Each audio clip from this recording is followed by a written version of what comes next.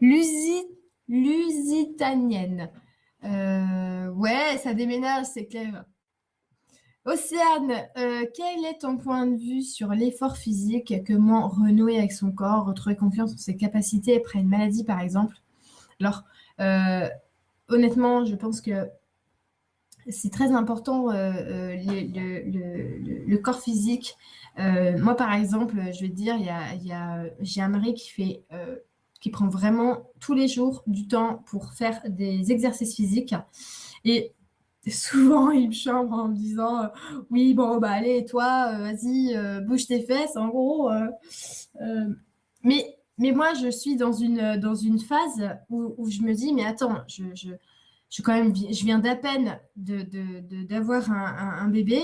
Ça fait voilà 10 mois maintenant, donc il y a encore ces transformations hormonales petit à petit voilà, qui partent.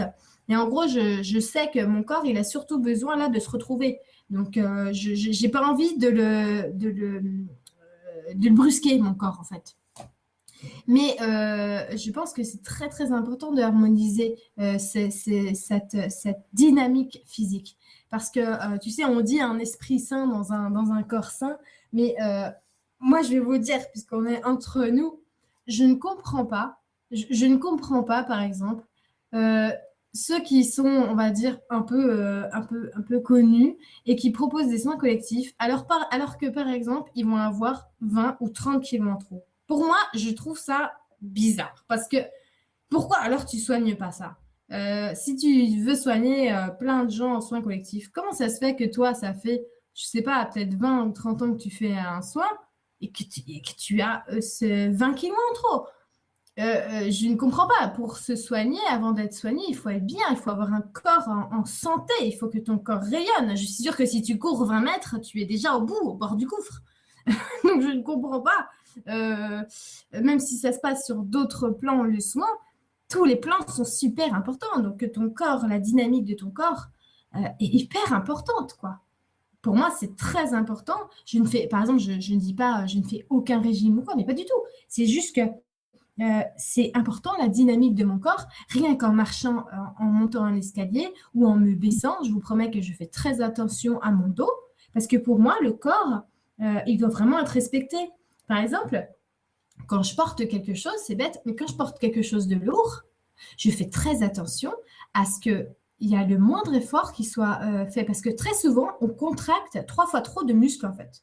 Et ça paralyse notre corps et ça empêche la fluidité, les flux d'être bien actifs. Et en fait, le fait quand tu portes un truc lourd, tu vas regarder que regarde tous les muscles que tu peux décontracter tout en portant le truc. Et tu vas voir, il y en a énormément en fait. Tu as besoin de te servir que de très peu d'énergie comparé à ce que tu fournis en réalité. Et il faut vraiment, vraiment, vraiment regarder euh, euh, toutes ces énergies que tu places dans ton corps, justement, tu vois, comment tu les places. Moi, vraiment, quand je vois des gens traiter leur corps, comment ils se baissent, déjà, j'ai envie de leur dire, mais tu te rends compte? Tu viens de plier ton dos comme ça, tu te rends compte de ton énergie, ce qu'elle fait? Tu viens de plier en deux là au niveau de, de ton plexus, mais c'est pas bon ce que tu lui as fait. Pourquoi tu plies pas tes genoux? Pourquoi tu plies pas ton articulation? C'est fait pour ça, tu vois? Donc, je pense qu'il faut vraiment aller dans la conscientisation de nos corps, de nos muscles au quotidien, tu vois. Et si ça peut passer, bah oui, par une petite pratique physique, mais pas une pratique physique qui est destinée à violenter, à brusquer le corps. Euh, Parfois, face à des peurs, oui, Mélina, doutes ou autres, je récite comme un mantra. Il n'y a de la place que pour le divin en moi. Tout ce que je fais, dis, pense et inspiré par mon être de lumière. Et ça rassure. Ah, ça, super. Merci pour ce mantra-là. Super top. Trop bien ton mantra.